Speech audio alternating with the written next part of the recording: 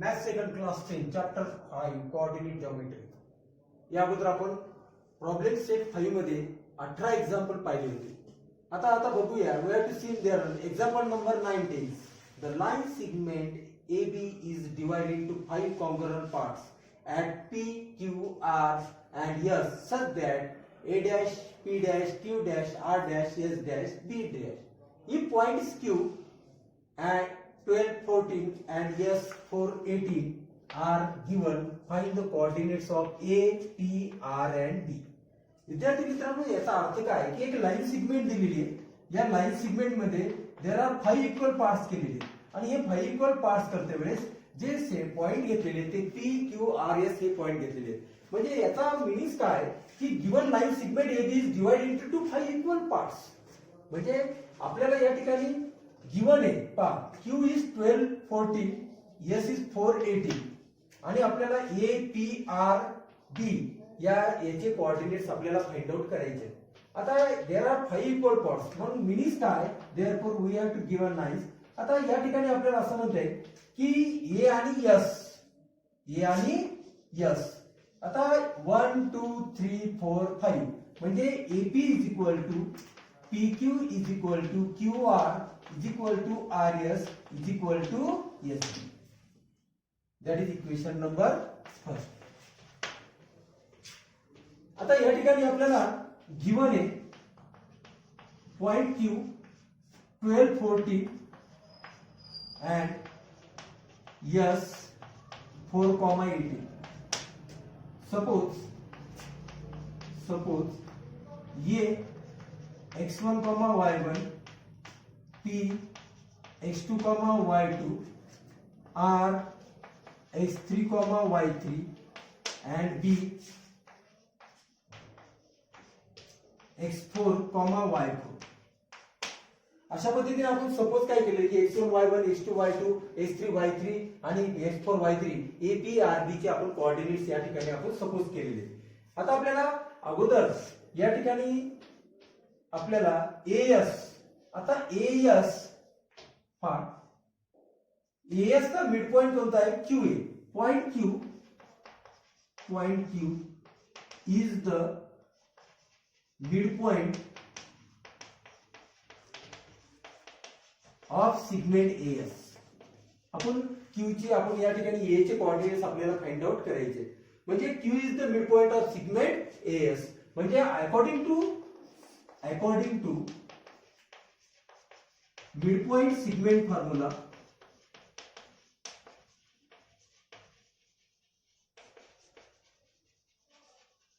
आता mid point segment formula आपल्याला काय सांगतो की Q is the mid point म्हणजे काय येणार आहे याला आपण x आणि y म्हटले x1 y1 आणि x2 y2 म्हणजे 12 is equal to x1 plus x2 म्हणजे x प्लस 4 डिवाइडेड बाय 2 आणि y इज इक्वल टू म्हणजे 14 इज इक्वल टू आपल्याला दुसरे इक्वेशन तयार होते y1 प्लस y2 म्हणजे y प्लस 18 डिवाइडेड बाय 2। आता 2 मल्टिप्लाय केले तर 12 multiply by 2 is equal to x plus 4 24 is equal to x plus 4 therefore we can write x is equal to 24 minus 4 that is x is equal to 20 sorry x1 म्हणू आपण त्याला काय म्हणू आपण x1 म्हणू y1 म्हणू।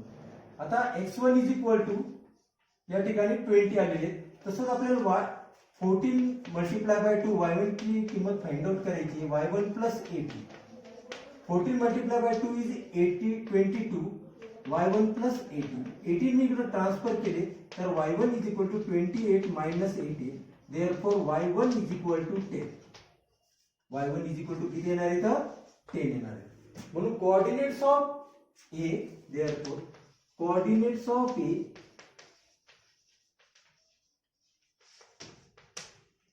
Twenty 10 आता A आणि याचे x1 आणि y1 चे व्हॅल्यू आपल्याला या ठिकाणी निघालेले आहे। पहा पुढे असं म्हणतात similarly point P is the mid point of segment AQ आता पी चे आपल्याला कोऑर्डिनेट फाइंड आउट करायचे x1 y1 x2 y2 म्हणजेच आपल्याला असं म्हणता येईल की x2 is equal to x ची किंमत किती आहे 20 प्लस 12 डिवायडेड बाय 2 आणि y2 is equal to 10 plus 14 divided by 2. आता x1 y1 ची किंमत आपल्याला 20 प्लस 10 आलेली आपली. तर x2 is equal to 10 plus 2 is 32 divided by 2. y2 is equal to 24 divided by 2. 10 plus 14. Then x2 is equal to 16. Then we can write 12. That is y2 is equal to 12. Therefore, coordinates of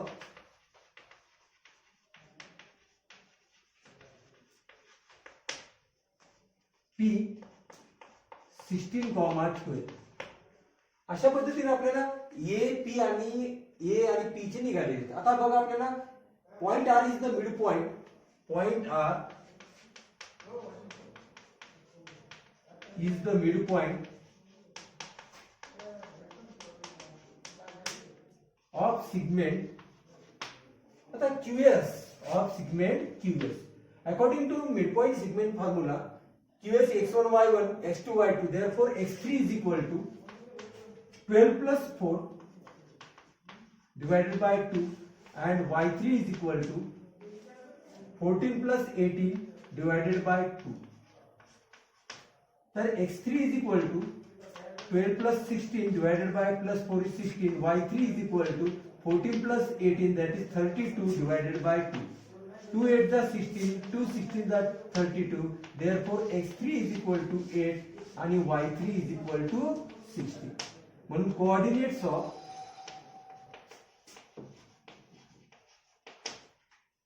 R is 8,16.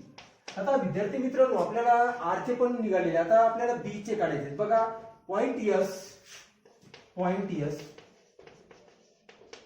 is the midpoint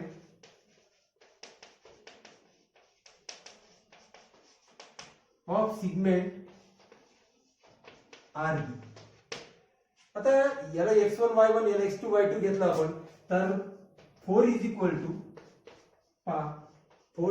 to R चे coordinates आपल्याला माहित झालेले आहेत 8 आणि 16 म्हणजे 8 plus x4 divided by 2 आणि y is equal to आता r चे कोऑर्डिनेट्स आपल्याकडे 16 r of segment RB x3 y3 x3 8 correct 4 is equal to बरोबर 4 is equal to 8 plus x4 आणि इथं 18 इज इक्वल टू काय y3 काय आपला 16 plus y4 divided by 2. So 4 multiplied by 2 is equal to 8 plus x4. Then we can write 8 is equal to 8 plus x4. Then we can write x4 is equal to 8 minus 8, that is x4 is equal to 0. आता y ची value काढता येईल आपल्याला 18 multiplied by 2 that is 16 plus y4. Then we can write 18 multiplied by 2 is 32 is equal to 16 plus y4. Then we can write y4 is equal to 32 minus 16. y4 is equal to आपल्याला 16 येते. तर विद्यार्थी मित्रांनो अशा प्रकारे coordinates of point B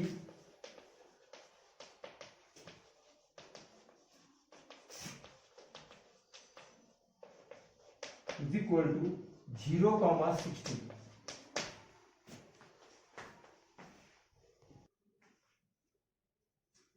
So we can write there 18 is equal to 16 plus y4 divided by 2. 18 multiplied by 2, 16 plus y4. 36 is equal to 16 plus y4. y4 is equal to 36 minus 16, that is y4 is equal to 20. And coordinates of point B is equal to 0,20. Then we can find there A, P, R, B the coordinates. Example number 20. Find the coordinates of the center of the circle passing through the point P, Q, R. आता हे जे circle आहे हे circle वर हे point P, Q, R आहे. या P, Q, R मधून एक सर्कल पास झालेले आहे. आणि आपल्याला त्याचे कोऑर्डिनेट दिलेले आहेत. तर find the coordinates of the centre. मग सेंटर ओ चे आपल्याला कोऑर्डिनेट्स एक्स आणि वाय घेतले ते आपल्याला फाइंड आउट करायचे. पहा O is the centre of circle. O is the centre of a circle. आता ओ हा सेंटर ऑफ ए सर्कल आहे. Point P comma Q and R point on the circle. Point on the circle. Therefore, let's आपण असं म्हणू शकतो O is x, y. आता O चे coordinate घेतलेले आपण x, y. आता आपल्याला फाइंड आउट करायचे. Let's O x, y. आता आपल्याला माहिती आहे. Therefore, आपल्याला असं म्हणता येईल OP is equal to OQ is equal to OR. Hello student, example number 20. Find the coordinates of the center of the circle passing through the point P 6,6, Q 3-7 and R 3,3. आता या ठिकाणी काय सांगितलं, एक सर्कल दाखवलेले PQR is the point on the circle. मग आपण centre O घेतला आणि OP, OQ आणि OR is the radius of the same circle, radius of the same circle. आणि आपल्याला फाइंड आउट करायचे की सेंटर O चे कोऑर्डिनेट फाइंड आउट करायचे. मग मी काय केलं, O is the center of the circle, point PQR on point on the circle. Let's O चे कोऑर्डिनेट घेतले x, y. OP बरोबर OQ बरोबर OR, radius of the same circle according to distance formula. आता एकदा लिहून टाकलं मी. पहा OP बरोबर OQ बरोबर OR. तर आपल्याला माहिती फॉर्म इक्वेशन 1 OP बरोबर OQ. आपण स्क्वेअरिंग करून घेतलं OP स्क्वेअर बरोबर OQ according to distance formula. पहा या ठिकाणी 6 - x ब्रॅकेट स्क्वेअर -6 - y ब्रॅकेटचा स्क्वेअर आणि 3 - x ब्रॅकेट स्क्वेअर -7 - y ब्रॅकेटचा स्क्वेअर. बघा आता 6 चा स्क्वेअर 36 a - b ब्रॅकेटचा स्क्वेअर ही आयडेंटिटी यूज केली प्रत्येक ठिकाणी. तर आपल्याला असं मिळेल की 36 - 12x + x स्क्वेअर -6 चा स्क्वेअर 36 - +12 y चा square. 3 - x 9 - 6x + x square 7 चा स्क्वेअर 49 + 14y + y चा स्क्वेअर. आता या ठिकाणी मी काय केलेलं आहे की x square y square a square y square she cancel झालेले. नंतर आपण असं पाहिलेले की -12x ऍज इट इज ठेवले आणि इकडचं -6x इकडे ट्रान्सफर केले +6x +12y as it is ठेवले आणि -14y इकडे ट्रान्सफर केले -14y is equal to serve संख्या एका बाजूला घेतल्या 49 + 9 इज 58 आणि 36 72 इकडे या ठिकाणी ट्रान्सफर केले -72 झाले. तर 12x - 6x म्हणजे -6x 12y - 14y - 2y is equal to -14. मग -2 ने मी डिवाइड केलं तर 3x + y is equal to 7 that is equation number 2. आता हे झालं आपलं पहिलं linear equation. Second linear equation पहा फ्रॉम इक्वेशन 1 OQ बरोबर OR OQ स्क्वेअर बरोबर OR square 3 - x bracket square -7y - y bracket square 3 - x bracket square 3 - y bracket square. आता 9 - 6x + x square 49 14y y square 9 - 6x a square 9 - 6y y square a square शी कटले.